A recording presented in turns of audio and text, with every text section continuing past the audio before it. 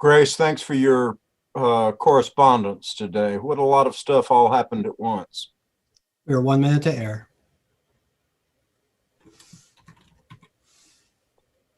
That fence thing is very strange.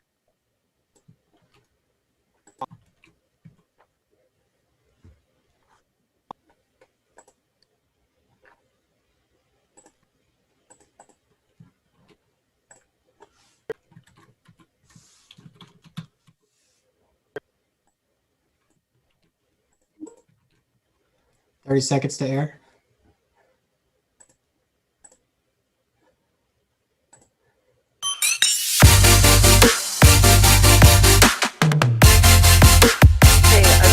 I'm still driving.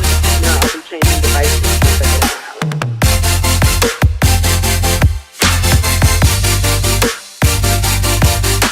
We are live. Good afternoon. Welcome to the Durham Planning Commission. The members of the Planning Commission have been appointed by the City Council and the Board of County Commissioners as an advisory board to the elected officials.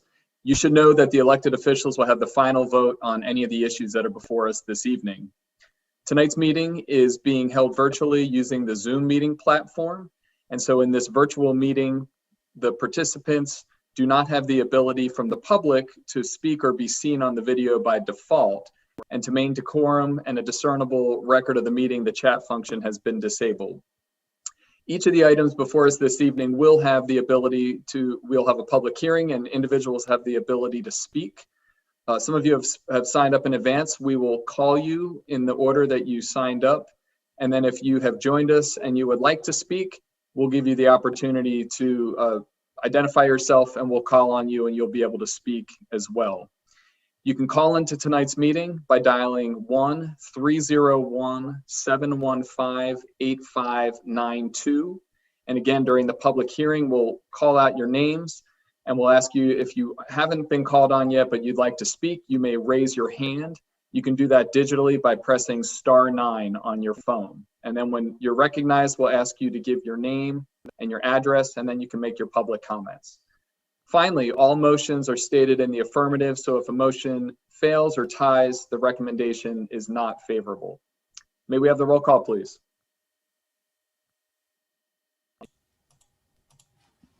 Yes. Commissioner Amendolia? Here. Commissioner Baker? Here. Chair Busby? Here. Commissioner Cameron? Here. Commissioner Cutright? Here. Commissioner Durkin? Here. Vice Chair Kenchin? Here. Commissioner Landfried? Here. Commissioner Lowe? Here. Commissioner McIver? Here. Commissioner Miller? Here. Commissioner Morgan? Here. And Commissioner Williams? Here. Just for reference for the rest of the evening, I will probably just call last names to save time. That sounds good. Thank you. We will move to the approval of the minutes and consistency statement from our January 12th meeting. And if there are any changes folks would like to make, you may make those now. If not, we can move to a motion for approval. Move to approve, Mr. Chairman. Seconded. Moved by Commissioner Miller, seconded by Commissioner Morgan, and we'll have a roll call vote, please. Amendolia? Yes. Baker? Yes. Busby? Yes. Cameron? Yes. Cutright? Yes. Durkin? Yes. Kenchin? Yes. Landfried? Yes. Lowe? Yay. McIver? Yes. Oh, I'm sorry. I meant to, oh, he's there. I was going to tell you that he might be running late, but it seems he's with us. So, Miller? Here. Oh, yes. Sorry. Morgan? Yes. And Williams. Yes. Okay. Thank you. And Ms. Smith, any adjustments to the agenda this evening? Staff does not have any adjustments that we would like to request. We would like to state for the record that all of the notice and requirements were met regarding state and local law notice requirements. I apologize. Something just fell off my table. All of the notice requirements were met in accordance with state and local law, and those affidavits are on file in the department. Mr. Miller did reach out to me today regarding a sign posting for the Selby Avenue case. We did go out and verify that the sign that was posted on Riddle Road is still there, and we will make sure that there's a sign replaced in the cul-de-sac. Our signs go missing sometimes, but we did verify that just to make sure. So I appreciate Commissioner Miller reaching out. Thank you. We will move to our first case, and that is case Z2000018. That's the Selby Avenue Homes case. And before we go to the staff report, I will recognize Commissioner McIver. Yes, Commissioner, thanks. I would just like to recuse myself from the case due to a conflict of interest with my employer. Thank you. Mr. Chair, I move that we excuse Mr. McIver from the hearing in the Selby Avenue case. Second. We've got a motion and a second. I missed who made the second. Amendolia? Amendolia, great. Thank you. Roll call vote, please. Amendolia? Yes. Baker? Yes. Lesby? Yes. Cameron? Yes. Cutright? Yes. Durkin? Yes. Kinchin? Yes. Landfried? Yes. Lowe? Yes. Miller? Yes. Morgan? Yes. And Williams? Yes. Thank you. Thank you. Commissioner McIver, we'll see you at the next case, and we will start with the staff report, please. Give me just one moment. I'll pull that up.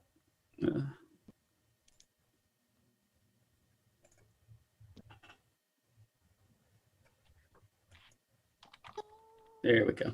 Can everybody see that now? So, good evening. Danny Colster with the Planning Department. The request for zoning map change Z2000018 Selby Avenue Homes is received from Katie Hamilton of Stewart for one parcel of land located at 1518 Riddle Road, totaling 3.15 acres. The applicant proposes to change the zoning designation of the site from residential suburban 20, RS20, residential urban 5, RU5, to residential urban 5 with a development plan, RU5D, for up to 26 single family attached or detached dwelling units. The applicant is also seeking to change the current development tier from suburban to urban. The future land use map, or FLUM, is designated as low density residential, or which is 4 dwelling units or less, or 4 dwelling units or acre or less. If the zoning and tier boundary changes are approved, the recommended FLUM proposed is medium density residential at 6 to 12 dwelling units or an acre. The aerial map indicates the location of the site on the eastern side of Riddle Road, which is just south of the intersection of Riddle and Highway 55, and just north of the intersection of Riddle Road and Fayetteville Street. Selby Avenue also dead ends into the eastern side of the site, and the majority of the site also borders the American Tobacco Trail along Riddle Road. Site photos. The site is currently undeveloped. It's got a mixture of mature pine and hardwood vegetation. There's a small clearing on the northwestern portion of the site where a single family dwelling once stood, but has previously been demolished. Area photos indicate single family development and also a place of worship across Riddle Road. Also, there's a single family development on other adjacent to other portions of the site. Context map indicates, again, the site is zoned RS20 and RU5 and being requested for RU5D. Additionally, this shows the tier boundary change is being proposed with the blue line on it, shows the tier boundary change and the shift from suburban to urban. The FLUM is designated low density residential. Again, the request is to go to medium density residential, as is a lot of the land on the western side of Riddle Road. Development plan indicates the proposed access points, tree coverage, the building parking envelope areas, required project boundary buffers, and also list the maximum density and required open space on the site. There are some key committed elements. Those include that the site only be developed for residential purposes, with all primary structures being no more than 4,500 square feet of habitable square footage. Residents shall be one of or a combination of two housing types, single family detached houses or attached houses. There shall be no more than 26 primary units. Development shall provide a public shared multi-use connection to the American Tobacco Trail that is at least 10 feet in width, and subject to a determination by Durham and Go Triangle on the need for transit-related improvements at the time of site plan submittal. The applicant shall construct a bus pullout and concrete pad bus shelter to Go Durham and Go Triangle specs along the site at Riddle Road, adjacent to the site, prior to issuance of certificate of occupancy. There are 11 comp plan policies applicable to this proposed development. All are being met except for the FLUM policy. And then staff determines, though, that if the proposed tier boundary and FLUM changes are approved, that this request is consistent with the comp plan and all applicable policies and ordinances. And staff is available for any questions. Great, thanks for that report. We will open the public hearing. We have two individuals who are signed up, both as proponents, Jason Clayton and Alden West. So the floor is yours. I'll let you determine which order, and at maximum you have 10 minutes total.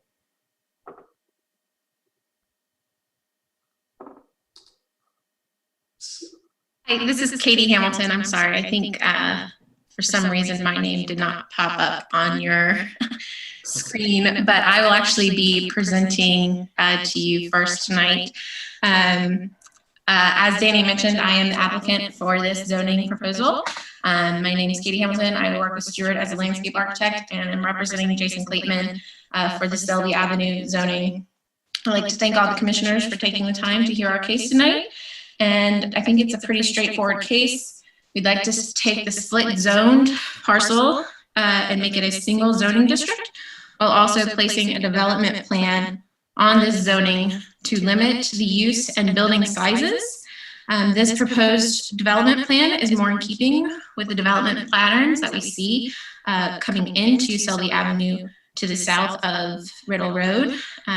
As I believe you may know, the existing developments along the existing parcels along Selby Avenue ranged in size from 6,000 square feet to the 20,000 square foot size that RS20 that is currently taking up part of the zoning would require.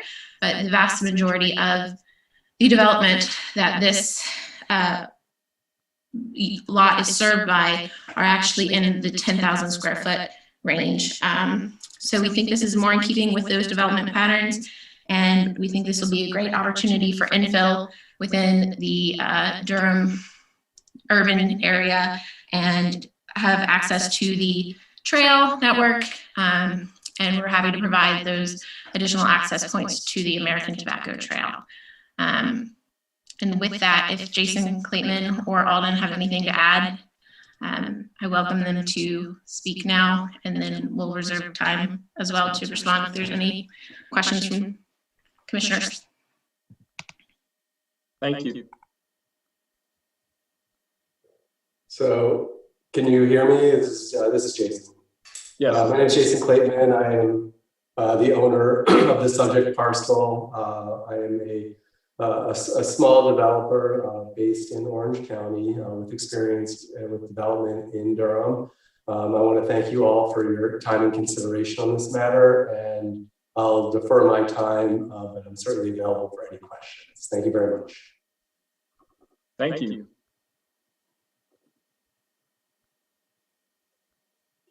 And Alden, West, you're welcome to speak as well if you would like. Yeah, hi, I'm Alden West. I'm a civil engineer with Stewart, and I'm representing Jason, and I don't have anything else to add beyond what's already been said. Thank you. Thanks to all of you.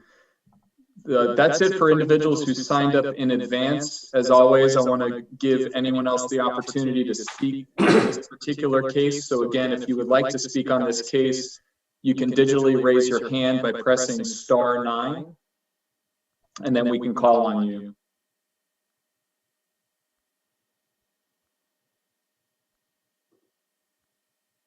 I don't see anyone else looking to speak on this item, so we will close the public hearing. And commissioners, we'll move to you. Commissioner Williams, we'll start with you. Thank you, Chair Busby. As always, I have massive concerns about the amount of traffic that will be generated on Riddle Road, even though this parcel is available. And I'm pretty sure that there are other things that could be done on this site. But in all fairness, Riddle Road is a 2-lane road from 55 to Ellis to Fayetteville. And once you cross over Highway 55, this neighborhood would pretty much sit right before or right after a 4-way stop. The drop off from Riddle Road, on Riddle Road from Highway 55 to that 4-way stop is pretty dramatic. There's a church right there. There's I think there's a gathering house. I don't know if it's a not a monastery. Please forgive me. There's a house that sits over there on that corner. It's a meeting house, and I don't know if it's still active. But the drop off is about 10 to 15 feet below grade on the right side of that road, and the traffic there, because it's just a 4-way stop, is tremendous. It hasn't been as bad due to COVID and the amount of travel, but I know that we're going to be building in a new neighborhood in this area, and the traffic impact will be grossly, I guess, impacted. And I just have concerns about this neighborhood being placed there. And I'm sure that infill is important in Durham, as it is everywhere else at this given time. But I just don't believe that this area can handle more residential traffic, since there were approximately 3 major subdivisions that were just built off Ellis Road, where Riddle Road deads end. There's no traffic light there. There's only a stop sign with flowing traffic on Ellis, and then you would turn onto Riddle Road in either direction to make a 4-way stop as Riddle Road intersects with South Austin Avenue. And then the next traffic light you get to is NC Highway 55 at Riddle, and there's only road improvements at the end of Riddle Road as you approach Fayetteville Road.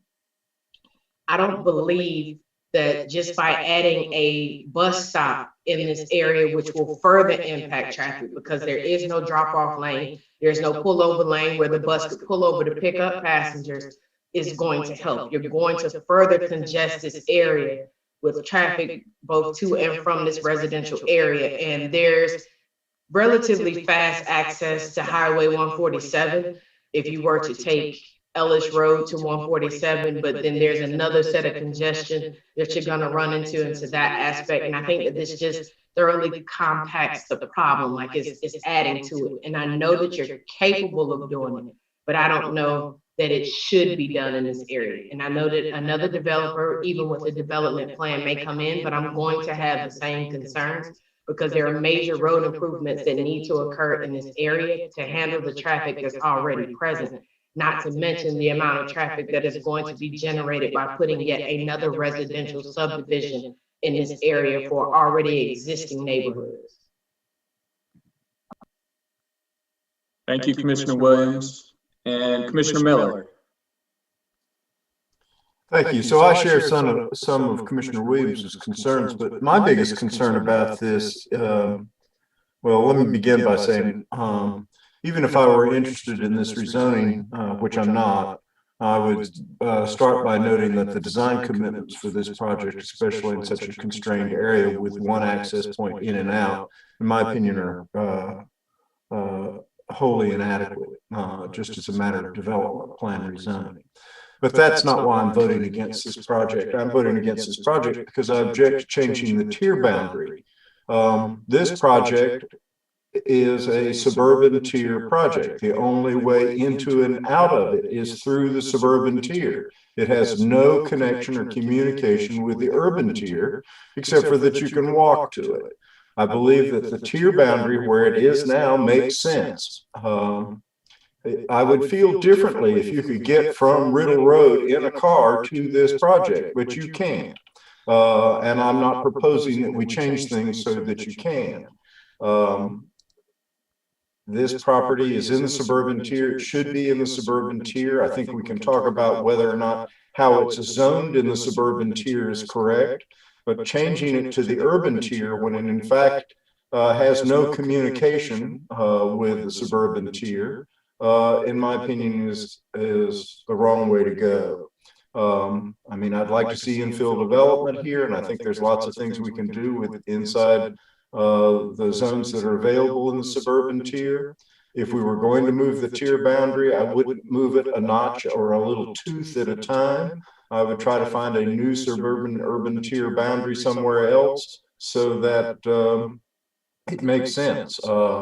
But essentially, if we approve this rezoning, we are essentially pulling out a little piece of the urban tier and plunking it down in the suburban tier. I don't think it's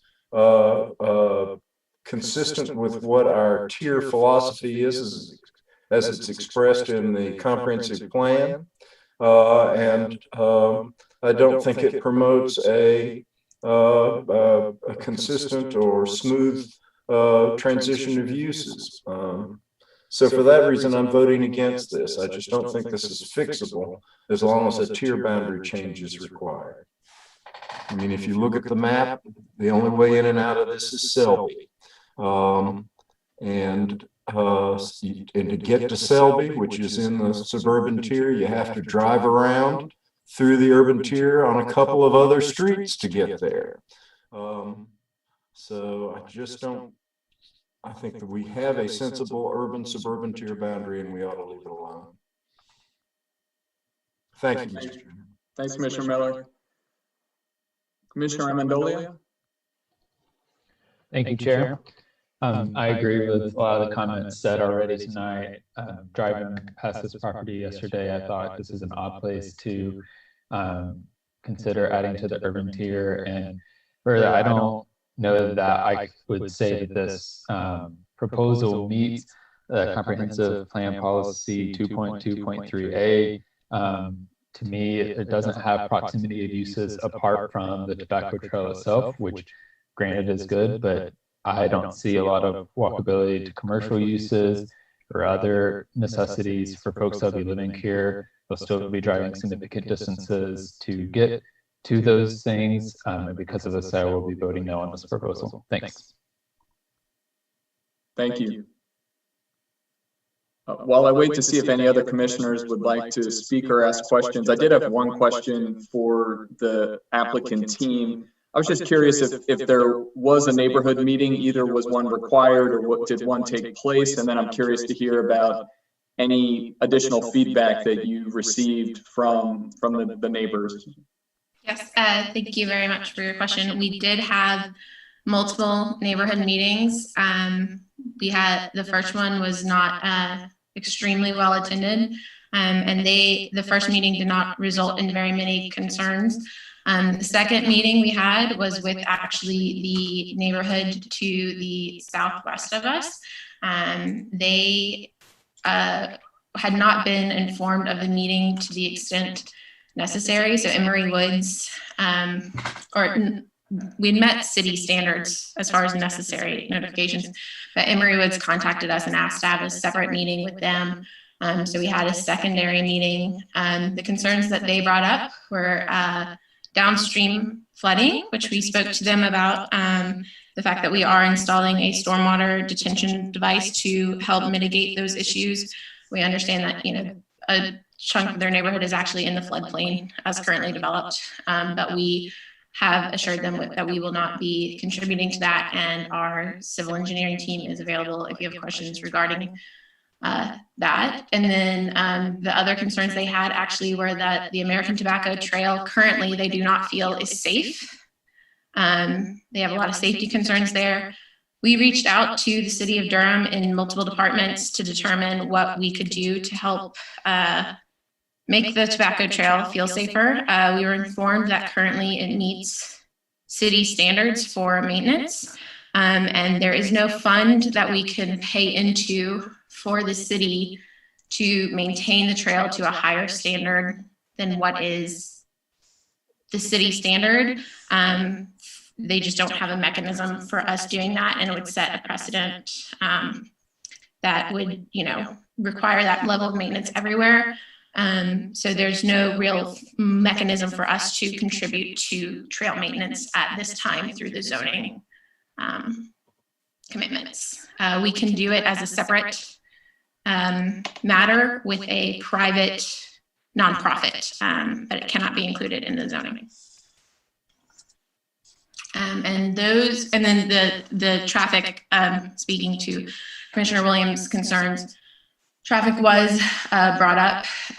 You know, we did note that we really, above and beyond what is currently allowed by the RU5, RS20 zoning, we're not significantly increasing the allowable number of units as it is currently RU5. We could do the north side of the proposed cul-de-sac can be what we are going to propose for the entire development.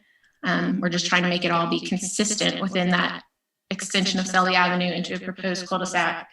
And we're hopeful that because we're not adding another intersection and we're using the existing Kirby Street intersection, that there won't be another slowdown point on Riddle Road, further increasing congestion here. So those were the main concerns that were brought up and how we address them. Yeah, I appreciate the background on all of that. I know you did send us an email the other day, which was also helpful, but it's good to get a summary on the record. Commissioner Lanfrey? Thank you. Yeah, in response to the concerns about traffic, I share a concern that Riddle Road is just a 2-lane road and it doesn't have sidewalks in this particular area. But I also think it's important to note that the proximity to the American Tobacco Trail and the connection to that trail would actually make this one of the most bikeable and walkable living situations in this part of Durham. You know, a person could access Food Lion, NC Central, downtown, also go south on the tobacco trail. For that reason, because I think it's critically important that Durham invest in housing where you can access things not in a car. For me, this clears that bar, despite some of the valid concerns, you know, my fellow commissioners have raised. So I do plan to vote in favor of this development. Thank you. Thank you. Any Commissioner Williams, I see your hand raised again. I just want to make sure other commissioners can speak if they haven't so far. Commissioner Cutright? Thanks, Chair Busby. I had a question about the development side. If you don't have approval to change it to the suburban tier, what's your count, unit count in that case? Or I assume you've planned that out. So what's your unit count in that case that you don't have the zoning change? Yeah, so let me verify 100%, but I believe it was between 18 and 20 units was what we would end up with without the zoning change. Okay, thank you. And so we're talking, this gets you an incremental 5 units or so on this plan. The other question I had is about cost of these homes. It looks like you were going to do about, it says about something less than 4,500 square feet. I mean, that's a massive house, obviously. If you can talk to me a little bit about what size homes you'd be building, affordability, if you can price that on a price per square foot basis, that'd be helpful, as opposed to an absolute price. Yeah. If you could talk to me a little bit about that, that'd be helpful. So I'll defer to Jason on the pricing, but as far as the 4,500 square foot, that is for the attached units. So that would be 2 houses. That would total 4,500 square feet. We would not have single units that were that large. And that was just trying to keep the commitment to not be, to ensure that the neighbors were aware we weren't building, you know, ginormous complexes out here, because that was another concern. Jason, did you want to speak to the pricing? No?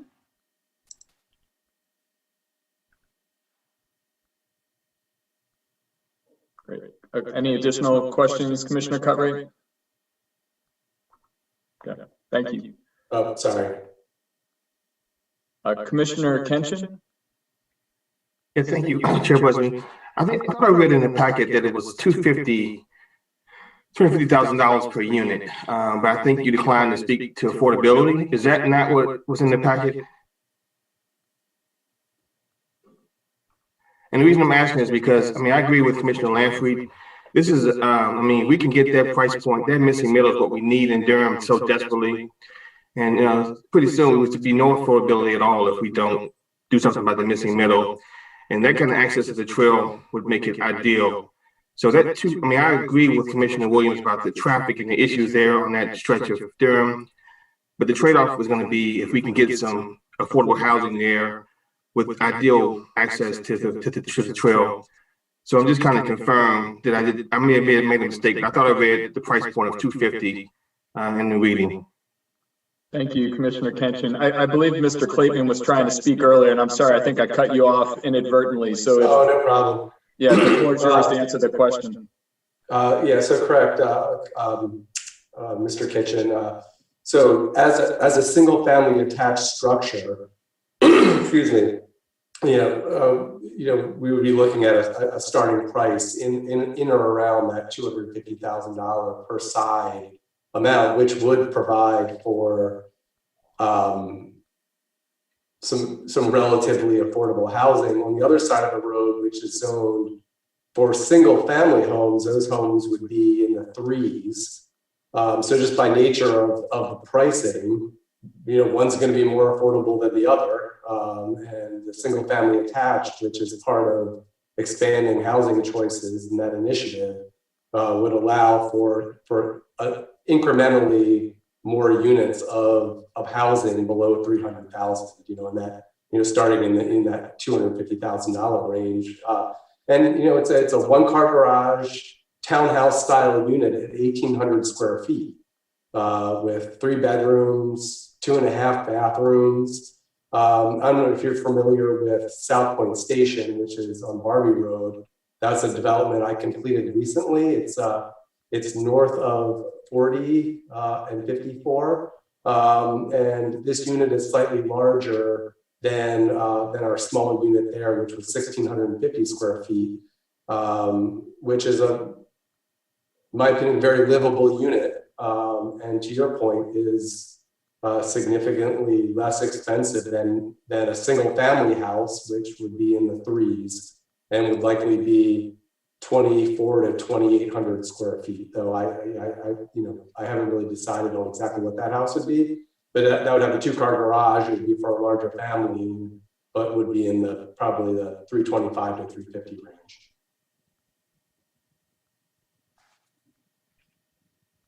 Any follow-up questions, Commissioner Kenshin? Great, thank you. Thank you. That was a good answer. Thank you. Thank you. Thank you, Mr. Clayton. Commissioner Baker. Just a couple quick questions for the applicant.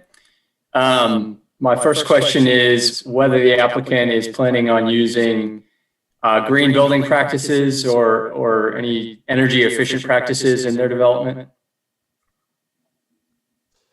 I do as a matter of course. I believe strongly in energy efficiency in housing. So there are a lot of features that tend not to be marketed fully to the end user, but we do as it relates to the tight envelope, using resilient materials in the building construction to reflect heat off the roofing systems, obviously meeting the codes as it relates to our values, using an energy efficient window and energy efficient appliances.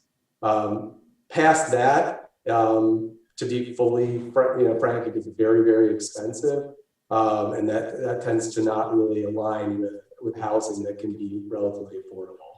But there's a lot you can do in the building envelope to make it very efficient, either by code or by choice. And when I build, I do a mixture of the two.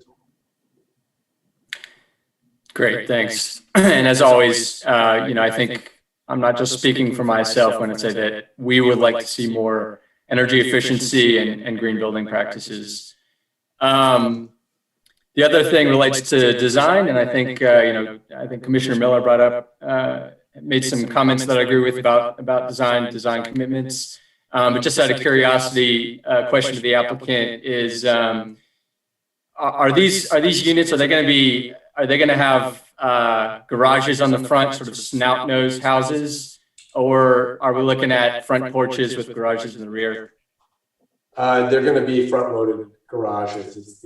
It's frankly the only way in this, in an attached product in this zoning, which tends to be relatively small lots, in order to get a garage into the structure. So yes, they'll look fairly similar to a significant amount of the townhomes that are built in the Triangle, and specifically in Durham on 55 or along the 54 corridor or the Barbie Road corridor. Okay, that's too bad. One thing I'll say on the urban suburban tier thing is I have never seen in any other city this system of the urban suburban tier. So for me, that's not a huge issue. I understand that it's an issue for other commissioners.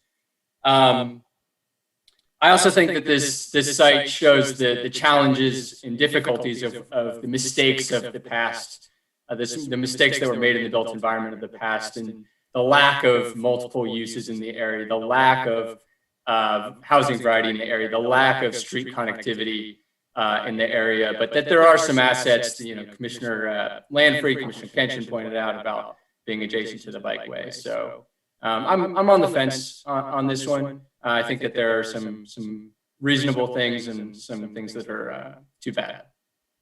Thanks. Thanks, Commissioner Baker.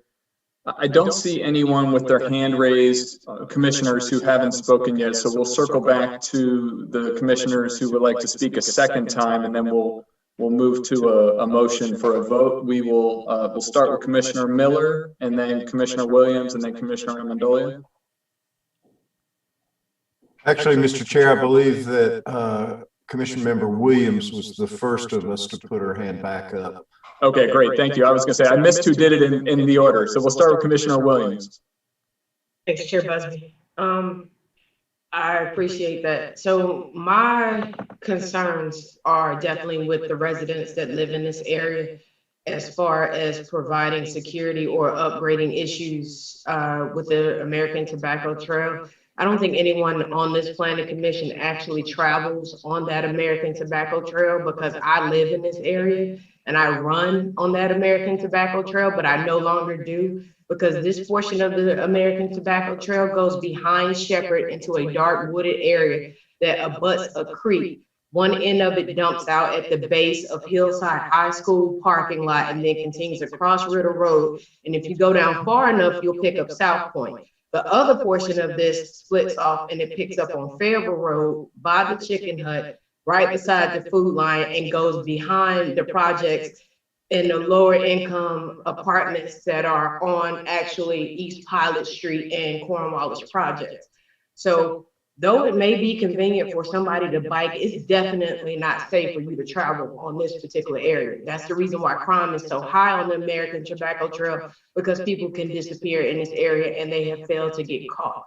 People are constantly being robbed, and there's really nothing anyone can do. So the trade-off for traffic in a car for safety and driving is to put yourself in jeopardy to travel on the American Tobacco Trail by foot. That's the reason why you don't see many people on bikes in this area, even though we've reduced Fayetteville Road and Fayetteville Street down from 2 lanes to just 1 to provide travel for people on bikes. My second concern for this area, and what Commissioner Miller was saying, is the fact that it doesn't make sense. And I really am not impressed at all about what other cities are doing. I'm not impressed about Charlotte, Chicago, Atlanta, New York, Indianapolis. I'm not concerned about anywhere else but Durham, because that's where I reside, and those are the residents that I choose to serve and protect. And I say serve and protect because there are entities that are at stake here. These people may have children. By providing constant road connectivity, you not only digress in terms of children's ability to play because the lot sizes are already so small. Kirby Street is a cul-de-sac. It doesn't make sense to add entryway to another neighborhood over there. It does make sense in certain instances where you're in an already saturated environment to cut some neighborhoods off to provide a certain amount of security for the people who are moving into this area. Traffic concerns, that's up to the DOT. But as far as the residents that will be moving into this area, it has to make sense. And we can't keep piggybacking off of the need for density when density isn't always a consideration, because the density that's being provided is being provided at what Durham residents and people who want to move there cannot afford. It's not affordable housing density. It's not affordable density. It's just density. Not knocking the developer. I'm pretty sure you'll put out a fabulous project. I, for one, as a designer, I could care less where the garage is. I don't have a garage. I don't care. But the functionality of the neighborhood, the stability of the neighborhood, like Commissioner Baker said, green building and design, that it is extremely expensive. We know that. So you pay for it on the front end, but it pays for itself on the back end. And if you can get people to buy into that as you're developing your project, you're going to have a very successful project. And it's a conversation that we need to have well beyond the initial development point, because we're seeing things that are happening because of what we're doing to the environment. But overloading and saturating in a particular area is going to cause more harm than good, regardless of the price point. Because you may be able to afford this on a 30-year mortgage, but the longevity of these concerns are going to have repercussions. And I think that we have to be as fluid in our conversations about what we're doing for the potential members of your community, as well as what we're going to be doing to the existing members of this community. A lot of the homes in this area are actually owned by people who are older and they're leaving. So there's other homes in this area that are becoming more saturated by younger people who are looking for single family homes that meet their budget and their needs. That's the reason why the trends in Durham are at a price point of affordability below $250,000. But by building more in these areas, price points and tax values are going up. In the last 2 years alone, my property tax values have gone up $75,000. There's nothing I can do about that. But I still have to pay my taxes, because if not, I will lose my home to the city, and then someone else will come in and buy the property and develop it and rent it out. And the characteristics of what has always made Durham great will vastly change, because some neighborhoods lose their characteristics along the way. And we have to be as diligent about what we're inviting into these communities as we are about developing sensible and sustainable homes. Thank you. Thank you. Commissioner Miller. So I just wanted to point out to the commissioners that when we talk about pricing and when we talk about green building and these kinds of things, these are not committed things. And we need, when we vote, we need to keep that in mind. We over and over again, developers tell us that their townhouse units are going to be $250,000. my observation, which is extremely limited because many of these projects have not come along, they are not $250,000 when they hit the market. They may not be much more than that, but I was wondering, we asked for this information, we get it, the staff is now anticipating our wants and including it in the reports. It's very useful, but I have to caution everybody, you can't have commitments as to unit prices unless you go through the affordable housing incentive program, which nobody does. And so you have to be careful about voting based upon uncommitted information. The other thing has to do with green building. I heard the discussion. I appreciate Nate Baker bringing it up. But essentially what I heard is that we're going to comply with code, which is good, but that's a minimum expectation. And so back to the design commitments, I do think good design matters. I want the neighborhoods that I vote for and that we approve to be neighborhoods that can function within themselves and in the larger community for 100 years. And I'm serious about that. I think too much of what we're building in Durham today is ill-planned, ill-thought out. It's opportunistic, and it's not going to, we're not making places that people are really going to want 100 years from now. And is that far-fetched? Well, no, I live in a neighborhood that is more than 100 years old, and people really want to be in it. As a matter of fact, sometimes I don't understand it.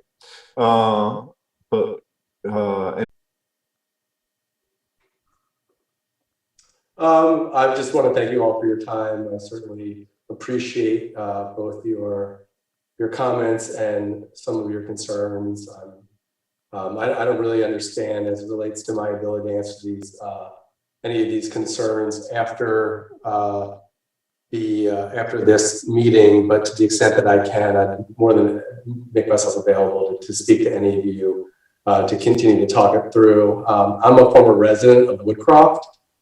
Community that I know was in the 80s was one that was both groundbreaking and was opposed. It's a community that is also very sought after. And as a runner and a member of the Bull City Track Club, I've done a lot of time running up and down the Tobacco Trail. I certainly do understand that this part of the trail is a little less traveled than the area south of the mall. But I will say that the more people that have access to the trail, the more it will get used, the more the constituency will grow for the trail, and the better the trail will be for everyone. And it certainly is a benefit to this community that I'm envisioning to have that access to. It's something that I'm very excited for. So once again, I wanted to thank you for your time. Thank you.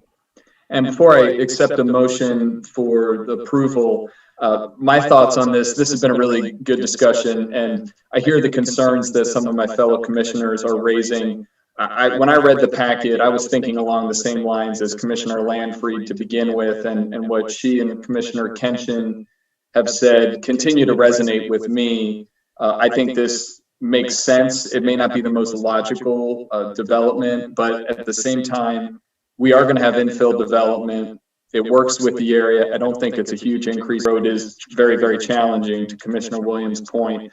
I was really interested to see, did any of the neighbors come tonight? And that was why I wanted to hear about the neighborhood meeting.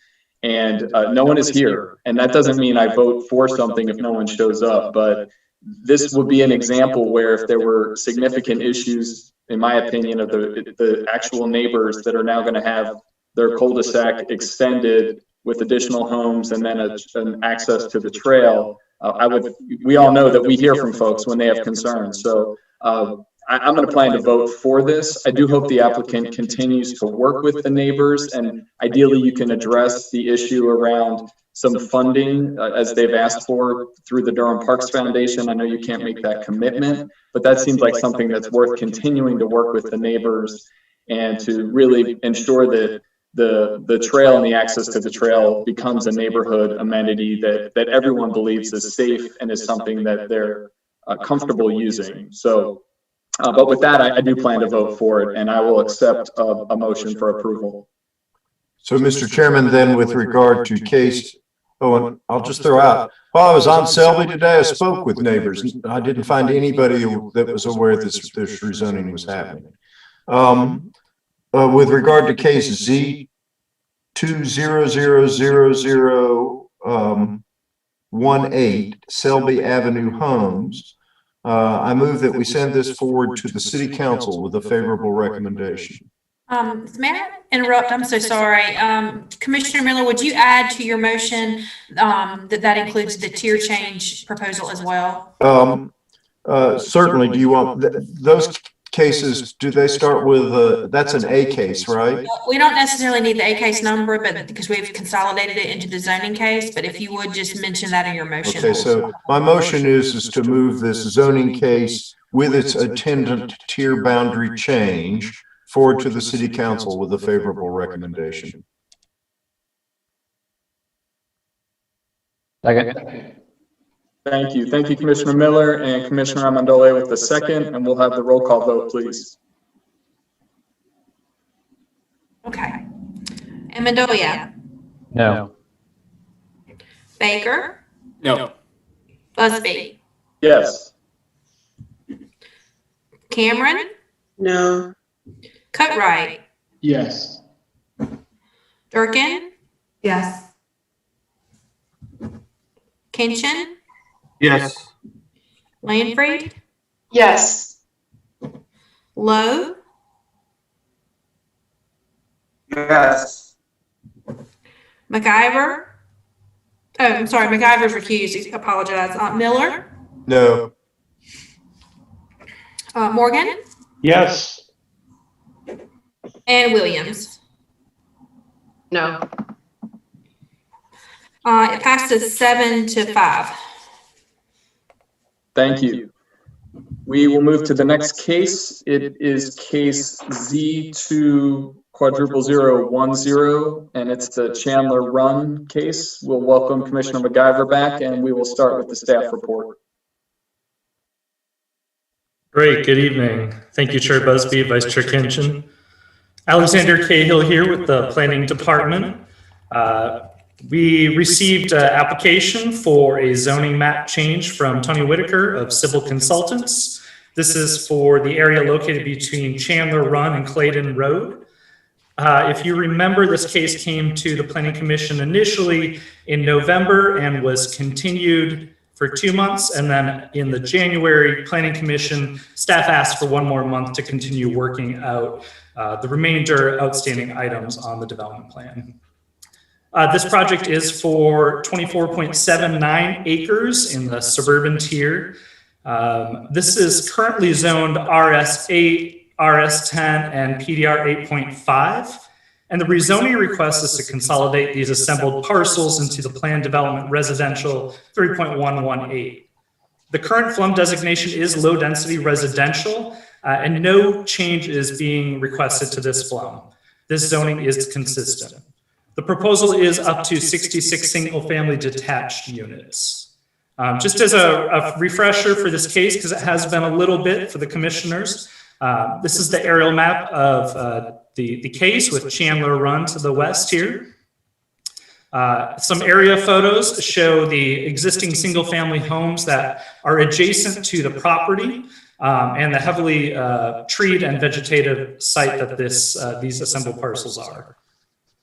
For the zoning context, just a reminder, there are 3 different zoning designations that currently exist on these assembled parcels. And this PDR would work to consolidate those 3 into the one PDR 3.118 zoning designation, which is a much reduced density from what is currently exists.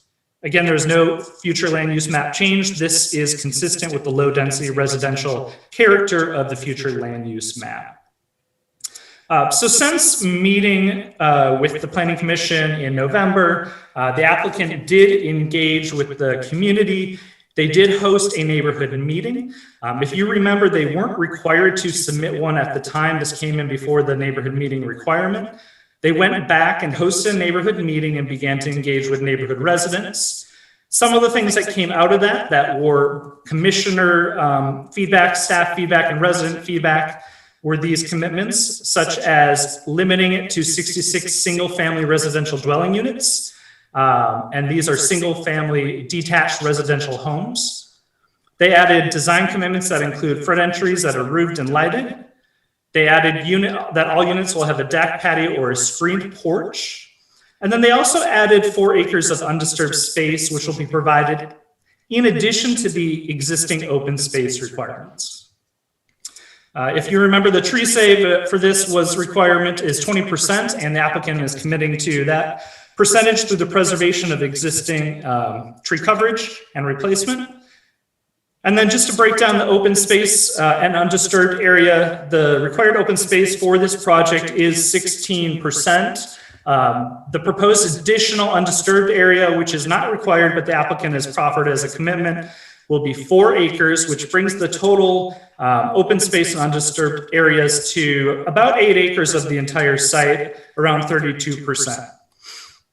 So staff took what the applicant workshop with the community, heard the commissioner's feedback and staff's feedback, and we've determined that this is consistent with comprehensive plan policies, as you can see in the staff report, the public interest, and some of these considerations were key factors that were determined because of the committed elements on this project, the consistency of the rezoning being consistent with the FLUM, the PDR district really creating a more cohesive and similar intensity of uses in that area and maintaining the area's current context.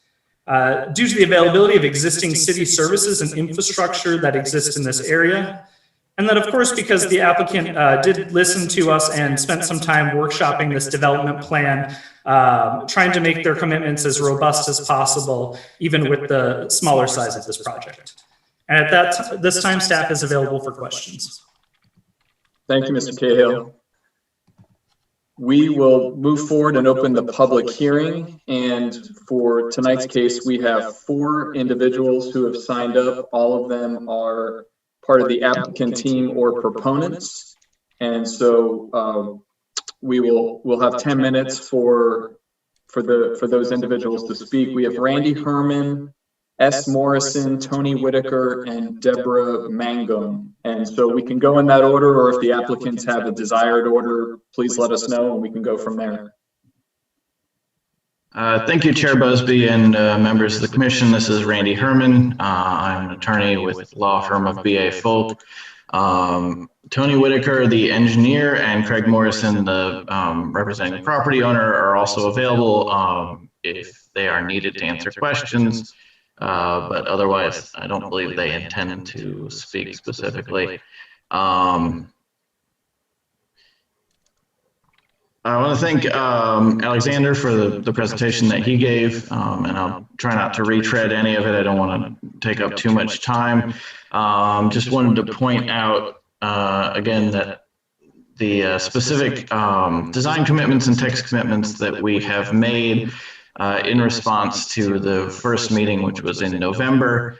We've taken that feedback and added additional details to the design commitments, which hopefully give the commissioners confidence as to what the project is going to look like. I wanted to point out specifically, we have clarified that this project is going to be for 66 single-family detached houses. So only detached houses, no townhomes, no duplexes. The other thing I wanted to point out is that we can now clarify, because there was a question before, the project will be built by Cimarron Homes. Cimarron, many of you may know, is a Durham-based builder that builds all over the triangle. If you want to look at a project that might be similar to this, they built quite a few homes in Stagville at Treyburn and are still building homes up there. That might be a similar design, though I can't say 100% that it'll be identical to that. The other item I wanted to point out is that we are also, although it's not listed in the text commitment, making a proffer for affordable housing. It would be I know a lot of the time it's done as a per unit or per lot. This is a blanket proffer of $5,000 for affordable housing. and not making a proffer for schools because the previous zoning for the property would actually have greater impact on the schools. So the reduction in density that we are asking for is actually going to somewhat lighten the burden on the schools in this area. But overall, we think this project is similar in density and in style to the neighborhoods that are adjacent to it, both to the north and the south. The existing infrastructure is sufficient to meet the kind of minimal traffic that'll come from 66 new homes in this area. And we expect these detached homes to be selling in the mid 200s, creating an additional source of kind of workforce mid-range housing in this area, which is between, which is on 98 between 70 and kind of the eastern end of the city there. That's all I have for now. Happy to answer any questions. Again, Tony Whitaker and Craig Morrison are with the development team. And I believe there's one additional speaker who is not part of our group. Great, thank you, Mr. Herman. And I do see Deborah Mangum is with us, and Ms. Mangum, you are welcome to speak as well on this case. Okay, thank you. I'm actually representing my mother who lives at 335 Chandler Road. I think I spoke at the first meeting, and I appreciate you allowing me to have a chat with you. So we did meet with Randy Herman on December the 3rd. The neighborhood met. I forgot how many attendants were there. He was very gracious and answered a lot of our questions and was patient with us as some of us didn't understand all of the legal jargon. But he did answer everything that we asked, so we appreciate that. And so from my perspective and my mom's perspective, we don't have any concerns with the project. I'm glad to hear. I didn't realize that they were opening an additional acreage to 7.97 acres. So that's really nice to hear. And I also read the staff report where the bike lane is no longer justified. And we agree with that approach as well. So we have no concerns. And we just look forward to, working with the builder as he progresses if this is approved. So thank you. Thank you. Thanks for staying involved in the process and advocating on behalf of your mother as well. So we really appreciate your comments. No one else has signed up to speak, but again, we'll just pause for a moment. If there's anyone who would like to speak on this case, please, you can digitally raise your hand. You can press *9 on your phone, and then we'll call on you.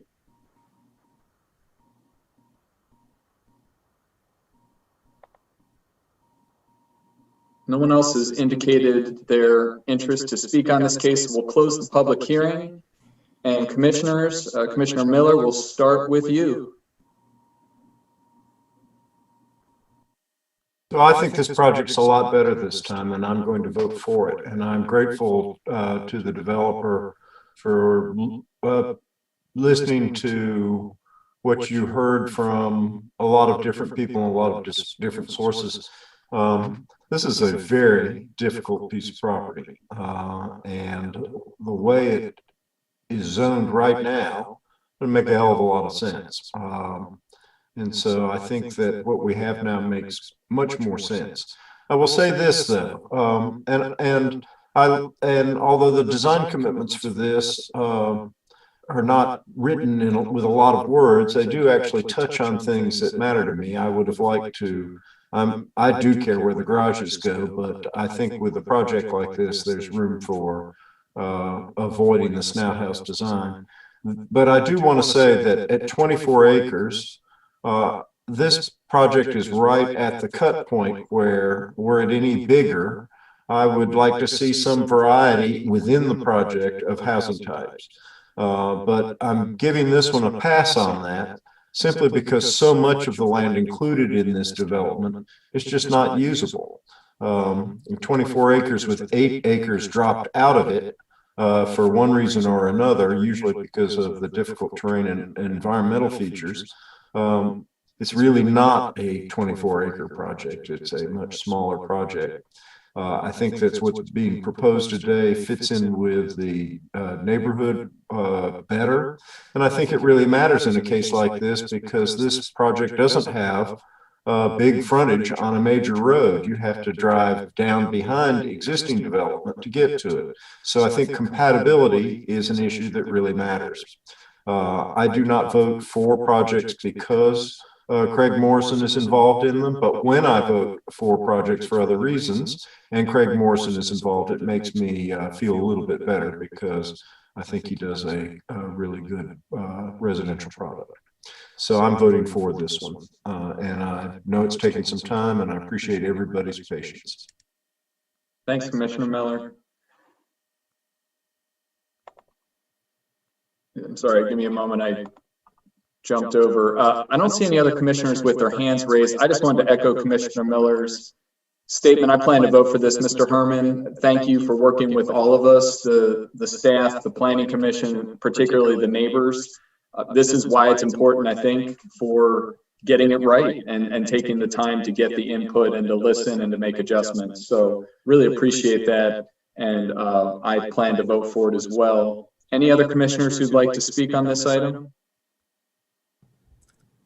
Chair Busby, I just want to, if I could, I just want to repeat back to make sure that we're correct that the applicant is proffering $5,000 for the dedicated housing fund, and we'll add that as a text commitment to the development plan. Can we just confirm that, Mr. Herman?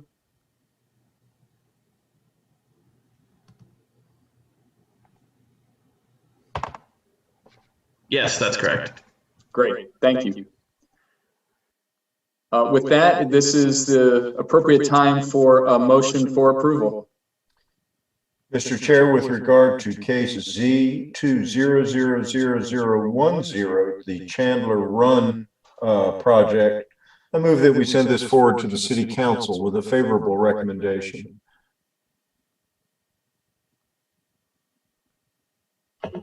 Second. And a second. Thank you, Commissioner Amendolia. So moved by Commissioner Miller, seconded by Commissioner Amendolia, and we'll have the roll call vote, please. Amendolia, Yes. Baker, Yes. Busby, Yes. Cameron, Yes. Cutright, Yes. Durkin, Yes. Kinchin, Yes. Lanfried, Yes. Lowe, Yes. MacIver, Yes. Miller, Yes. Morgan, Yes. and Williams. Yes. Unanimous, 13-0. Thank you. Thank you. Our next case is case Z2000020, the 2301 South Miami Boulevard, and we'll start with the staff report. Great. Thank you, Chair Busby, Vice Chair Kinchin. Good evening. I'm Alexander Cahill again here with the Planning Department. Thank you for your time. We did receive an application from Mark Kilkendall from Good Work Architects on behalf for a rezoning request at 2301 South Miami Boulevard. This is currently in the city jurisdiction already. And this is for a 0.899, about 0.9 acres site. It is currently in the suburban tier, and his existing zoning is commercial neighborhood. The applicant is proposing a rezoning request to commercial general, and the current fund designation of commercial will not need to change. It will be a consistent zoning. As you saw in the staff report for the proposal, they are rezoning to bring this current non-conforming use, which is an existing auto sales and service business, into conformity, and then allow for the future expansion of business and other uses in the CG in the future. As you saw in the staff report, there's a wide range of uses that are allowed in the CG that would facilitate this rezoning. Some of the photos for the site, you can see on the left-hand side is the business itself. In the middle, you can see the open space behind it, and then the church that is in the background. And then to the south of the site is the single-family residence that is separated right now by a chain link fence. So the current zoning context you can see is commercial neighborhood. There is commercial neighborhood all up and down this corridor, and they're proposing to change it to CG. You can see in the aerial map, it's a little hard to see, but at the corner here at the intersection of South Miami Boulevard and Ambassador Drive here is where the project site sits. And then again, the future land use map would be consistent. There'd be no change. It's commercial now, and that designation would remain the same. Some of the dimensional requirements would change, of course, if it's moving from rezoning from CN to CG. This means the minimum lot area would change. There's some change in lot width and the side yard as well. So some things to think about. That would all be reviewed and addressed at the site plan stage. There is no development plan for this case, as it is just a straight rezoning. Again, I know some of the things that we're worried about is probably buffers, and when we get to the site plan stage, these will be addressed. But the current zoning district would not require a buffer because next to the CN, but it would require it next to the RS20 property. As you can see, the rezoning would actually make the buffer requirements more stringent. The staff did review this against comprehensive plan policies. And without a development plan, sometimes it does make it a little trickier. But with this specific case, it was relatively easy to review against the policies, and we found them to be consistent.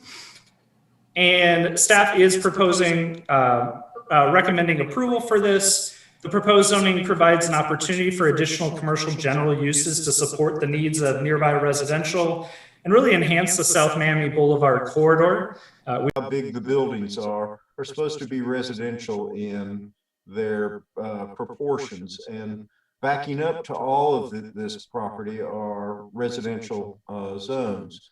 And I mean, the only place where you've really got a big exception is across the street where it's office institutional. I have to say, I do not like this planning for Miami Boulevard. I do not like stripping out, when I say that, have thoroughfares that are aligned their entire length with a mishmash of businesses. I prefer to have commercial areas concentrated into nodes that are reasonably separated, so that you just don't have just endless sign pollution. You don't have endless curb cuts with people coming and going from businesses. I think we can do better. But this is the pattern here. And I note that residential properties back up to this. This is a non-conforming use. There are two ways to fix non-conforming uses. One way is to rezone them so that they conform. But I think you should not rezone under those circumstances just to fix the use. It's got to make sense when you've done it. The other way to fix a non-conforming use, is to change the use so that it conforms. In this instance, there's a non-conforming use, and the great thing about a non-conforming use is that you get to keep using it that way. One of the non-conformities for this use is that there's no buffer. And if we rezone it, although the required buffer would be bigger, then because it's non-conforming, it doesn't have to have a buffer. And right behind this is a two-family residence in a neighborhood that, although it's sparsely developed now, is envisioned to be more heavily developed, and the streets are cut in, and the lots are there. I hate setting up situations where in the future we try to ask people to live next to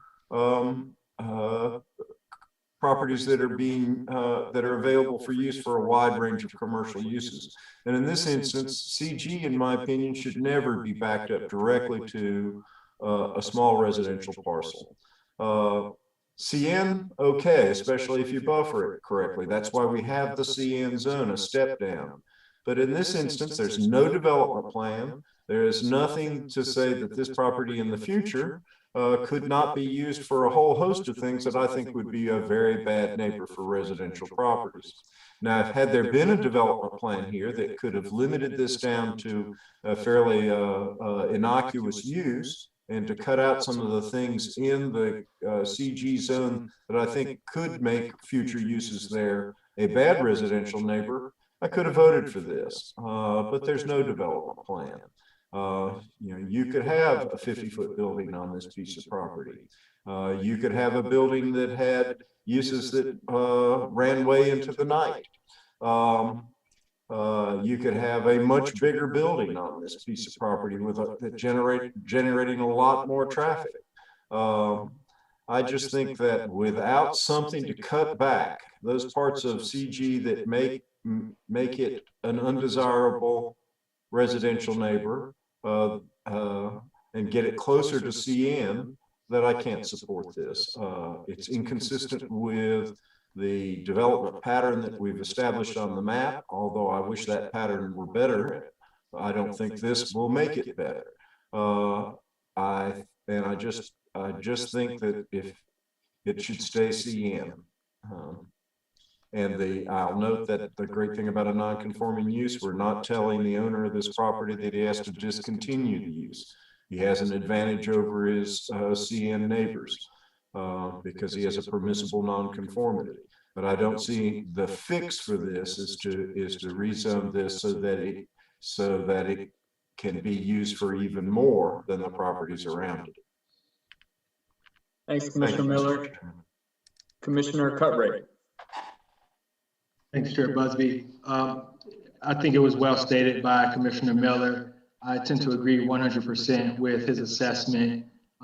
My biggest concern is that there is not a development plan. And if you look at the use table for CG, some of the things that are allowable in CG as opposed to CN, they just don't bode well for that particular area. And so, rezoning it for the sake of rezoning it seems odd to me. And so, for that reason, I will be voting against it. Thank you. Any other commissioners who'd like to speak on this item? Commissioner Lowe. Thank you, Chair Busby. Just one question for the developer. Was there a community meetings held about this?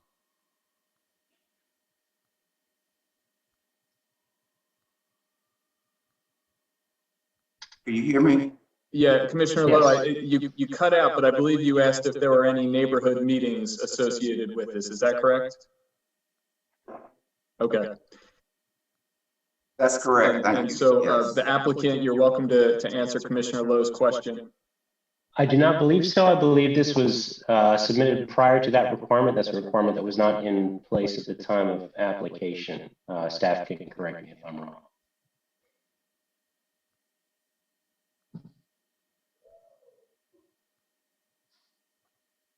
Follow up, Commissioner Lowe?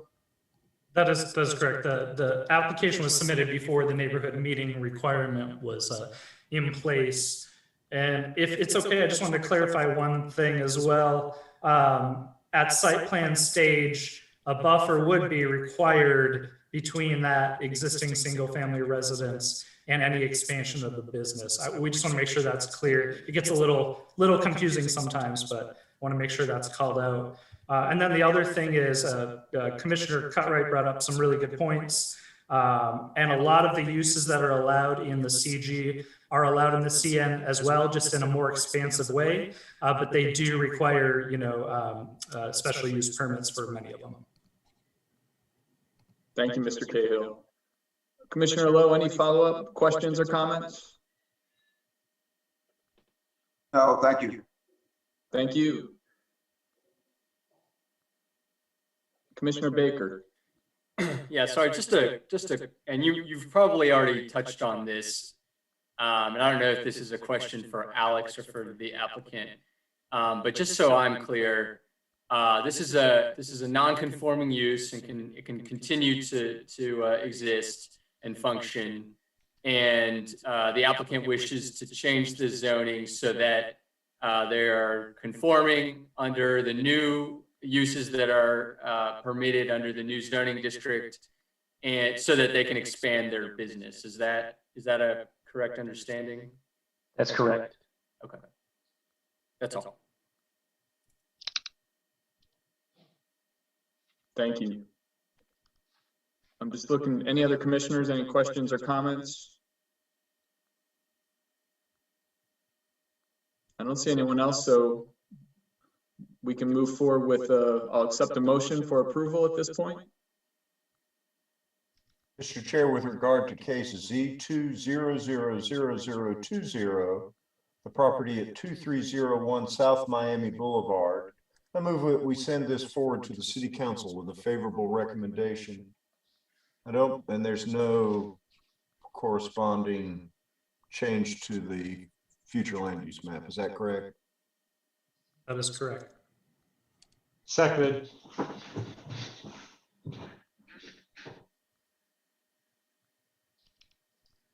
And we'll have the roll call vote. Just want to clarify, that was Mr. Morgan, the second? Yes. Just wanted to make sure. Okay. Amendolia? No.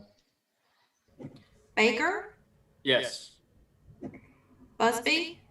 Yes. Cameron? Yes. Cutright? No. Durkin? Yes. Kinchin? No. Landfried? Yes. Lowe? No. McIver? No. Miller? No. Morgan? Yes. And Williams? No. 1, 2, 3, 4, 5, 6. 1, 2, 3. It fails 6-7. Thank you. Again, for everyone listening, that will still move forward to the governing body for their review and their vote as well. We will move to our final case this evening. This is case Z2000021, Harriet's Place, and we will start with the staff report.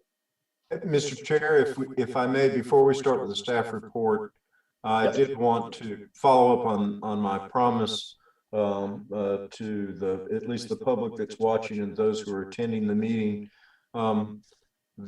This is a case that is important for a lot of reasons, but I think it's necessary for me to disclose that I am president of Preservation Durham, which is a nonprofit organization that promotes historic preservation in Durham, and that Preservation Durham supports this rezoning, and the executive director of the organization will make a brief comment in favor of the rezoning tonight.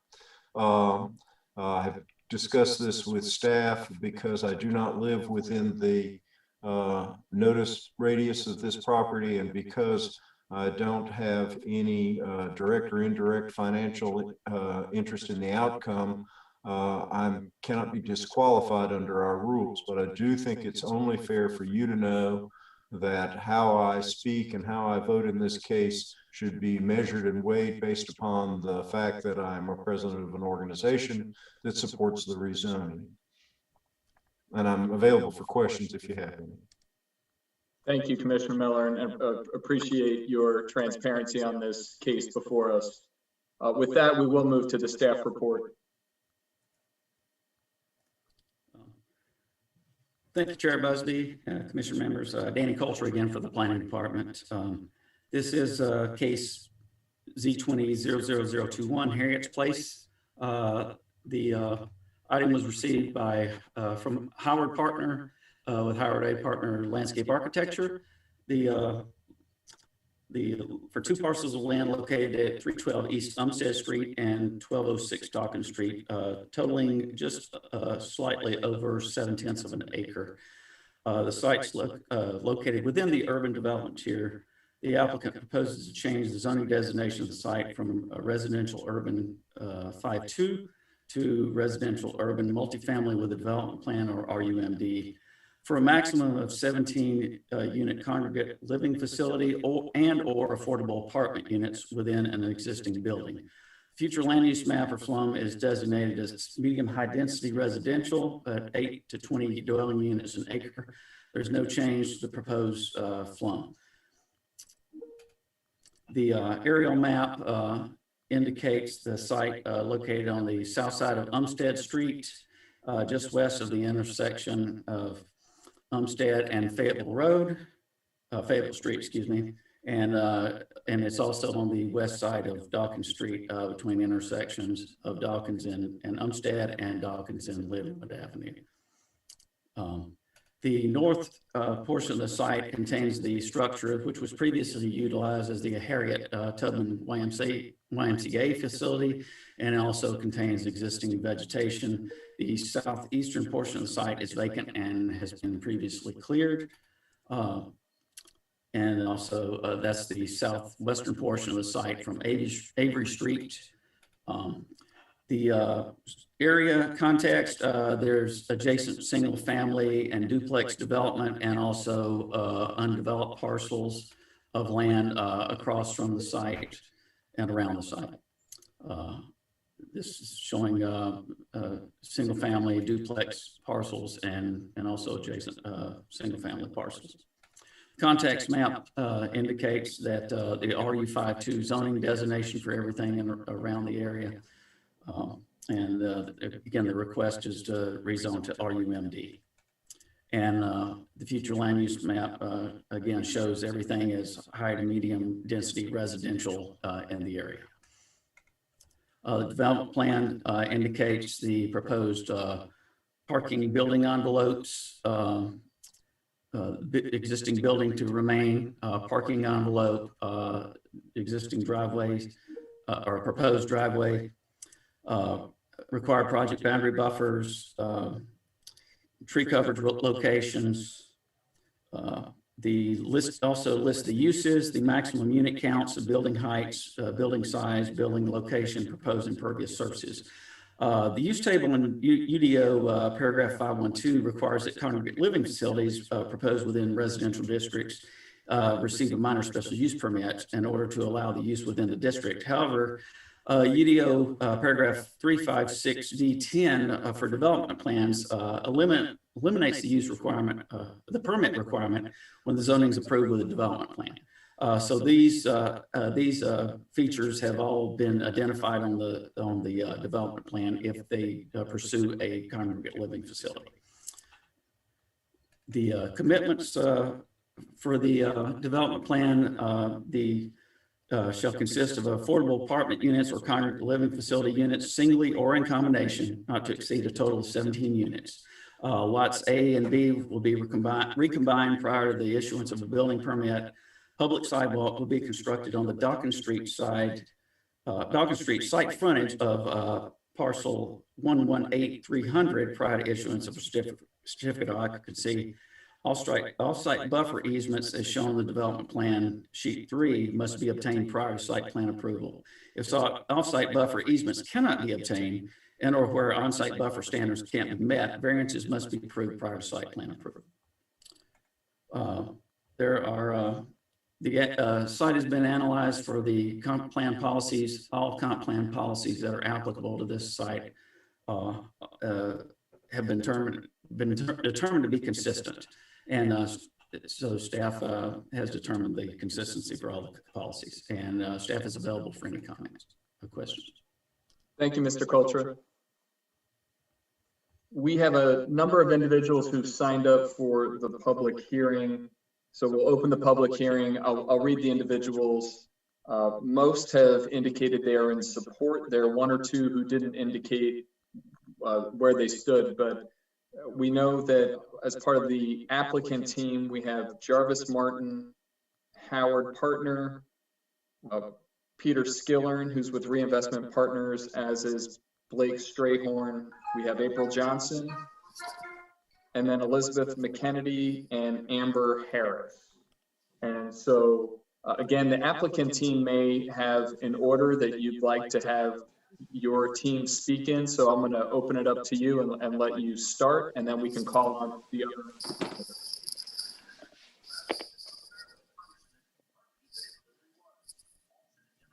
Hi, this is Peter Skillern. I'm Executive Director of Reinvestment Partners.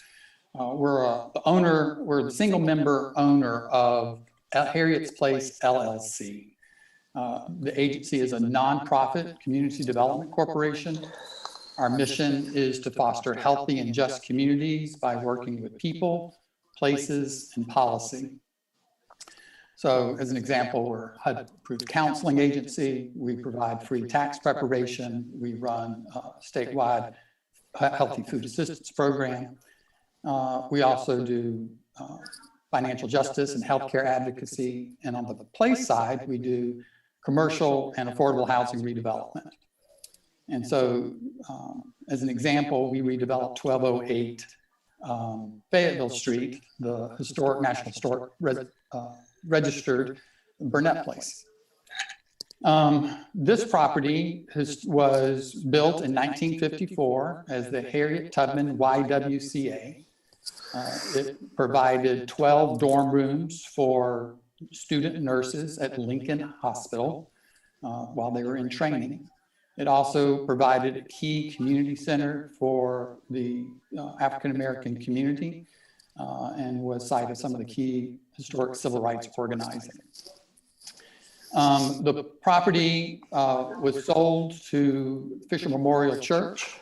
It was then transferred to the White family and over a period of time fell into disrepair until it was condemned by the city of Durham and demolition had begun.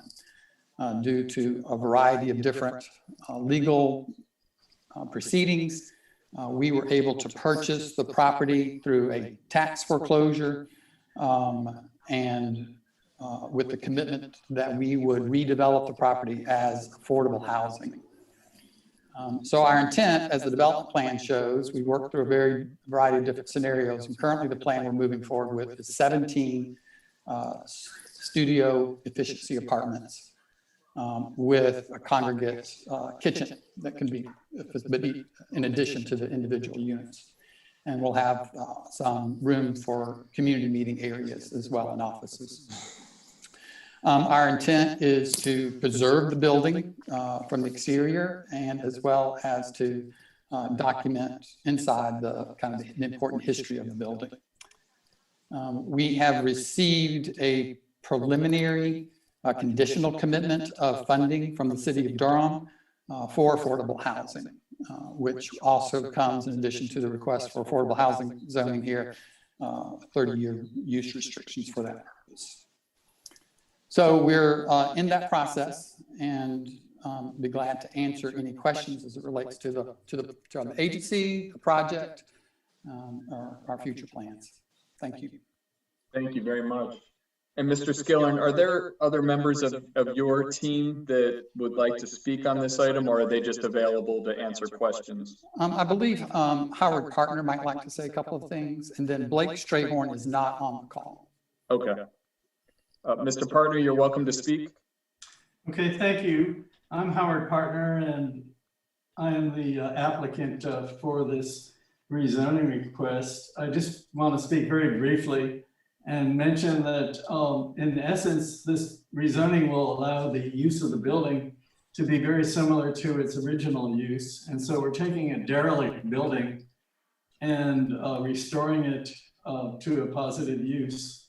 And I should mention that the area that the building is located in has suffered from quite a bit of neglect and not much in terms of positive restoration.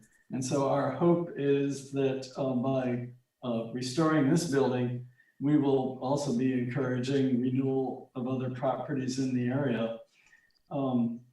The restoration will maintain the original look of the building, and I'm sure others will speak to that effect. In a sense, the look of the building will be somewhat similar to the Whitted Elementary School, which is a block away and has a similar brick facade. I'll just be glad to answer any questions that come up, and that's all I have to say right now. Thank you. And Jarvis Martin, I know you've signed up. Are you interested in speaking as well? Yes. I just want to indicate that I'm in support of the development. I own a property within the mailing district and have owned it for the past 4 or 5 years. This development would help to bring the neighborhood back to a positive situation. There's a lot of negative things currently go on over on Umstead Street, and by having this development, it would just help to reunite that area as well as hope spur other interests for other people to fix up properties there. So I'm in favor of it and hope that the Planning Commission would vote yes on this request. Thank you, Mr. Martin. We'll move to April Johnson.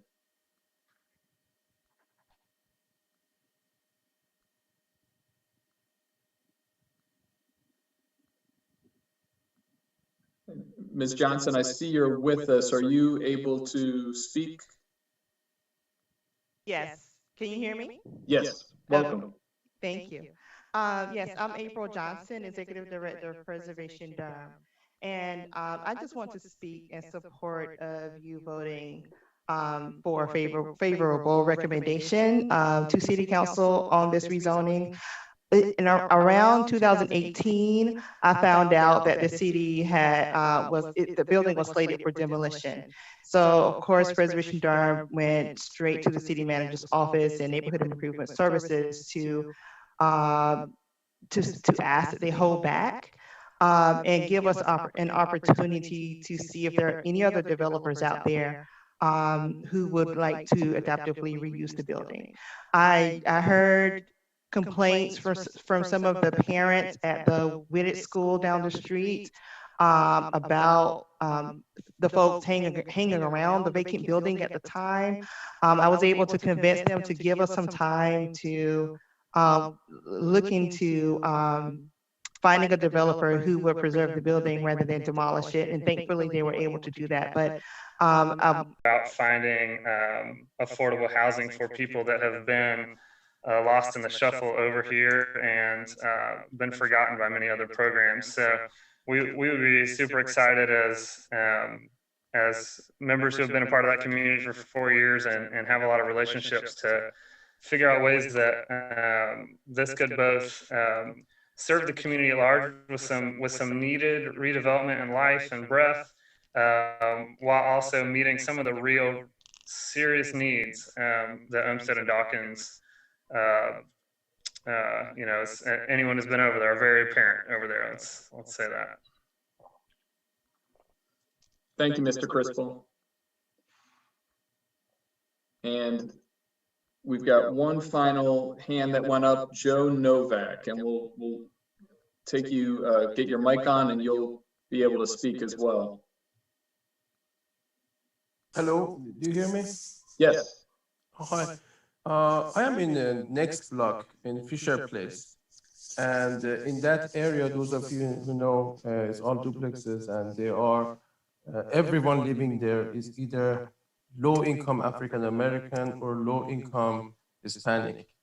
And so when we heard about this in our neighborhood, we became very happy that finally someone is doing something in East Umstead. And so we are in general supporting that. However, then we started reading and we realized it says 17 unit congregated living, just I assume some sort of boarding, like a boarding house, what they call it.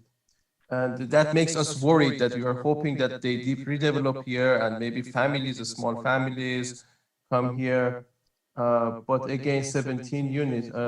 It is a move to the right direction, but we were hoping that it turns into a place that families can live here.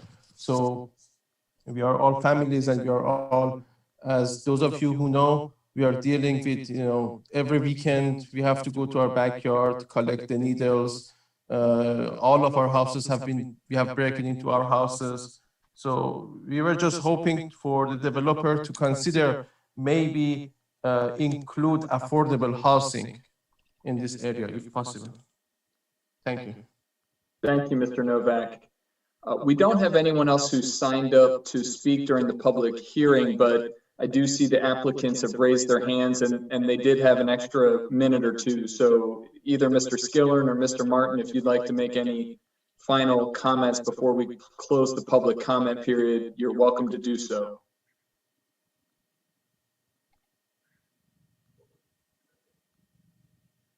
Hi, this is Peter Skillern, and I just want to affirm the comments that the other people made.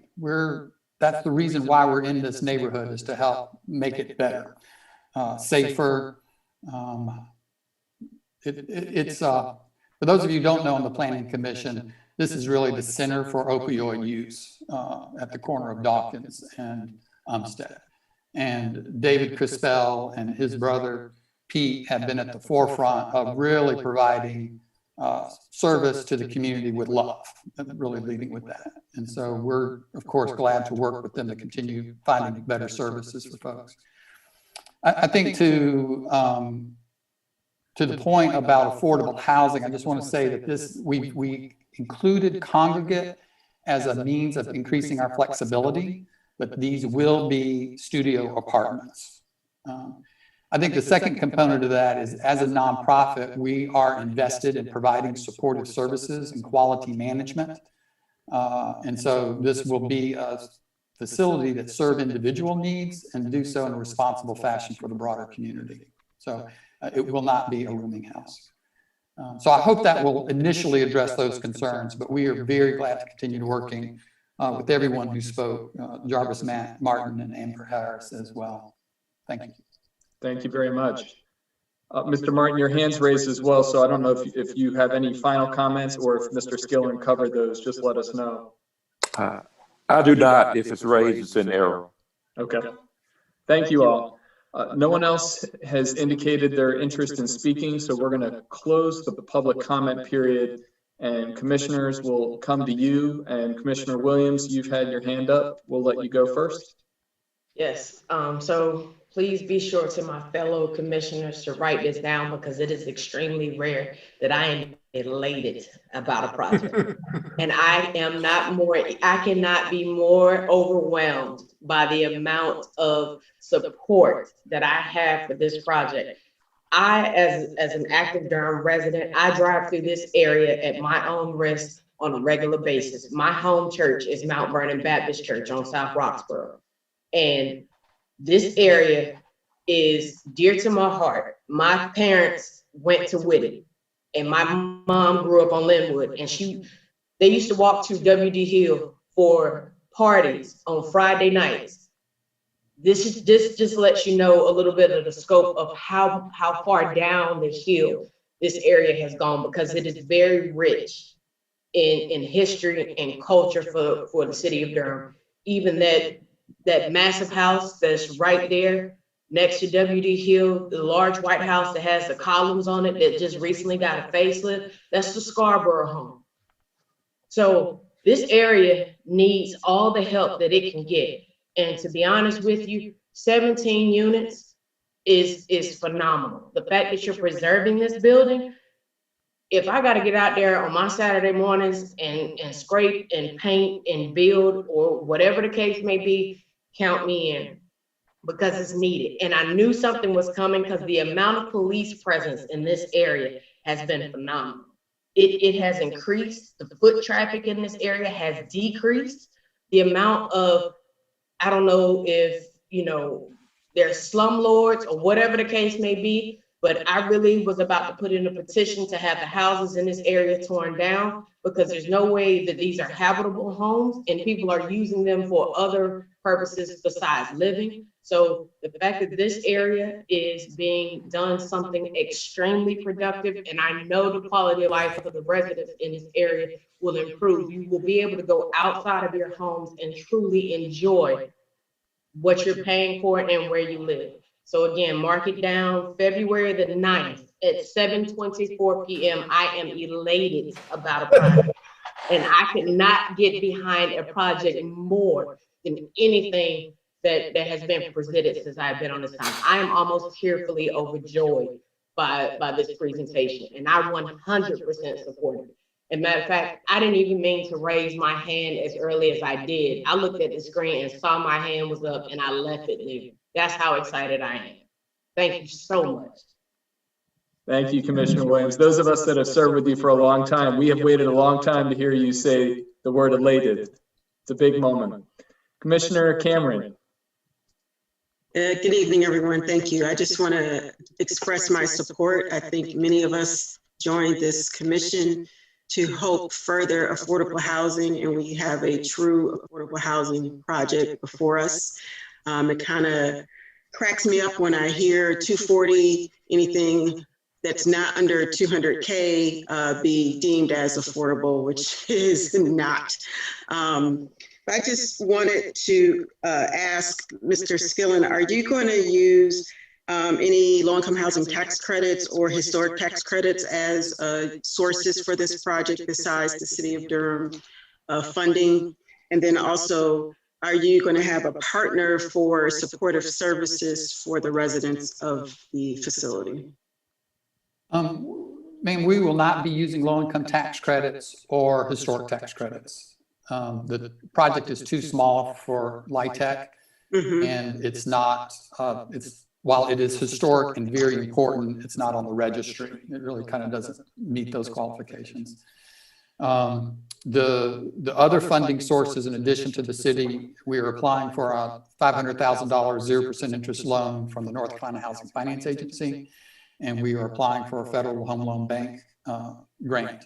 But we do still have a significant funding gap, and that's one of our challenges, is to kind of, as you can tell, the market would have you tear down this property and just use the vacant land in the future to speculate. This deal does not make financial sense on a cash flow basis or investment. They usually don't. Right? This is a mission-based project, and so we're going to have to find other mission-based funders to make that gap up. As far as the supportive housing component, we currently provide some of those services, and we have partnerships with other nonprofits who do. So I would say that's probably will be a combination of in-house and partnerships with others.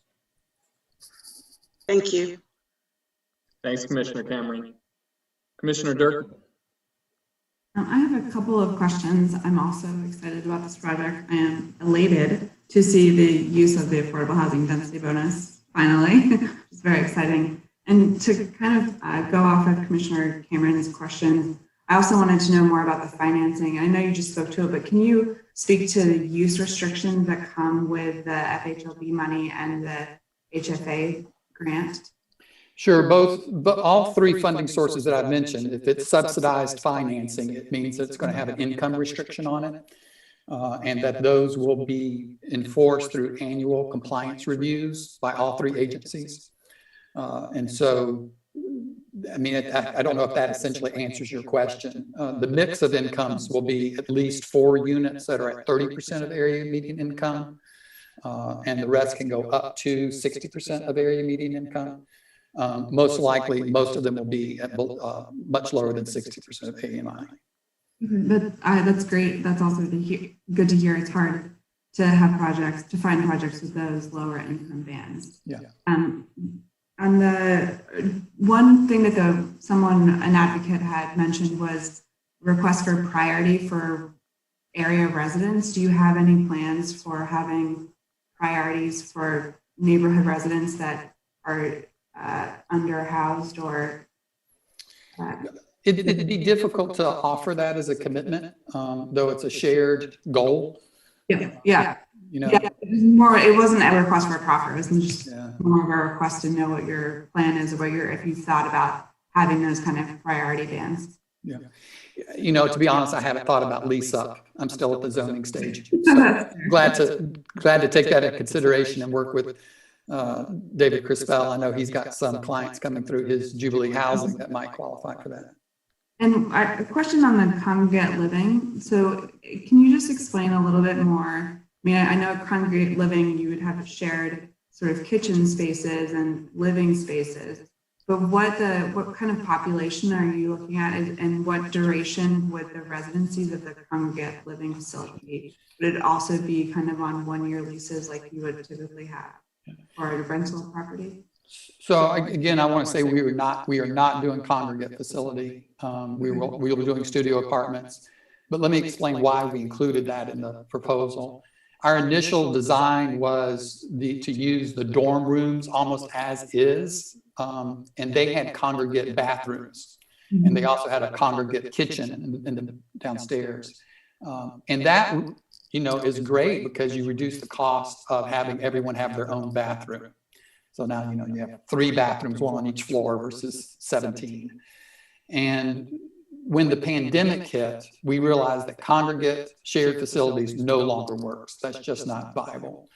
And so that's the reason why we did a redesign and added quite a bit of money to the project to give everyone their own studio apartment. So that's the original idea and then what we've evolved to. Okay, that's helpful. Thank you for that. And I had one point just for the staff. On the analysis of affordable housing impacts that we were all happy to see it was recently added to our reports, that I would just like to advocate for an analysis of rentals, because affordable housing rental properties are really important. And I understand you don't have Redfin to look to for numbers as easily as for sale properties, but to kind of dismiss it is, I think we're missing an opportunity to understand the impact that affordable rental housing has in the neighborhood and for people as affordable housing in Durham as a whole, and the need for that, that affordable ownership is really not what's going to help our situation. Thank you. Thank you. Sorry, Dave, can I respond to that? Well, no, thank you, Commissioner Durkin. We just don't have those resources to be able to find those numbers. I think on the sales market, we were fortunate to have Redfin to be able to give us those numbers. Yeah. If we can find those numbers in the future, that would be a great tool for us to be able to be able to offer. Thanks, Commissioner Durkin. Commissioner Miller. Mr. Chairman and my colleagues on the Planning Commission, go to the place in your notes where you wrote Williams elated, and right underneath it, Miller has nothing to add. Thank you. Again, I've been on this commission a long time. That has never happened. Any other commissioners who would like to speak? And Commissioner Lowe, I did see your hand up earlier. Thank you, Chair Busby, and thank Commissioner Durkin for her question, because I was one of those commissioners, maybe the only one, that wasn't quite clear what we meant by congregate kitchen, congregate living. I'm glad you made that clear, but just to do a listening check, that means that each studio apartment has their private bath and their private kitchen, not shared. Is that correct? Yes, sir. Yes, sir. Okay. Thank you. Thank you. Thanks, Commissioner Lowe. Commissioner Amendolia. Sure. I just want to ask a quick question about the intended length of affordability. There's a set time frame on that. Both on the financing and land use restriction, it's 30 years. Okay, great, thanks. I am also excited about this. Frankly, like driving past this portion of Durham when I first moved here is what inspired me to get into planning in the first place. Seeing the level of unequal development taking place here, it's what drove me to do this work. I would love to see this be permanently affordable. I understand it's not always feasible, but I do think this area is ripe for development over the next 30 years. And so I do have a question about what happens in 30 years. That's not going to change my vote, but that's something to consider for the future. I'm looking forward to voting yes for this. Thank you. Any commissioners, Commissioner Williams, I see your hand up. I'm going to get back to you. I just want to see if anyone else who has not spoken yet would like to speak. I don't see anyone else. I just want to say I'm going to vote for this as well. Really appreciate Reinvestment Partners and the leadership in this work, and taking the time to meet with Preservation Durham. I was thinking that when the two of you came together and worked out the details, it was a win-win, but I actually really prefer Ms. Johnson's phrase, double blessing. And so looking forward to voting for this. I do see some hands up, so I will call on Commissioner Morgan and then Commissioner Baker. Thank you, Chair. I just wanted to make a comment. I was looking at the property owners that are close to the facility, and I just wanted to make a comment is a lot of them are not residents of the area, and I would think that the community, the comment about community involvement is important to do this. So I could see this as a great opportunity to bring the community together and probably get some interest of people that want to move into that area. I think clearly it looks like if something could develop, we want to preserve the affordability of that area. And so I would definitely ask the applicant to consider that as far as continuing to keep the community involved and to help sort of guide, you know, how this area would develop moving forward.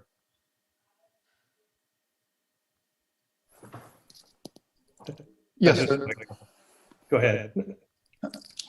I have a feeling that we're probably one of the only developers who come to the table with a community organizer on staff and a commitment to community involvement. So we look forward to building off of this conversation, many other conversations we've had in the neighborhood about moving forward. That would be great. Thanks. Thanks, Peter. Yes, sir. Thanks, Commissioner Morgan. Commissioner Baker. Yeah. You know, I think for me, a lot of the cases that we see can be fairly soul crushing. And I can think of in the over 2 years that I've been on the Planning Commission, one other case that I thought, this is good.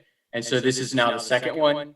And so just to kind of second Carmen and everyone else who's spoken, this is pretty exciting. But the reason I wanted to speak up was just because I'm curious. I want to follow up on Commissioner Amandolia's question. So what exactly does happen in 30 years from the time of this project? For the closed captioner, but we've been told we can go a few more minutes without breaking and they will hang in there with us. So we asked for 2 meetings in March. We are still planning to have the 2 meetings in March. I will share with you briefly that we have a fairly loaded itinerary for both meetings, more so on the 9th than the 25th, but we have at least 1, 2, 3 zonings on the 9th, the comp plan info item and the Omnibus 16 text amendment.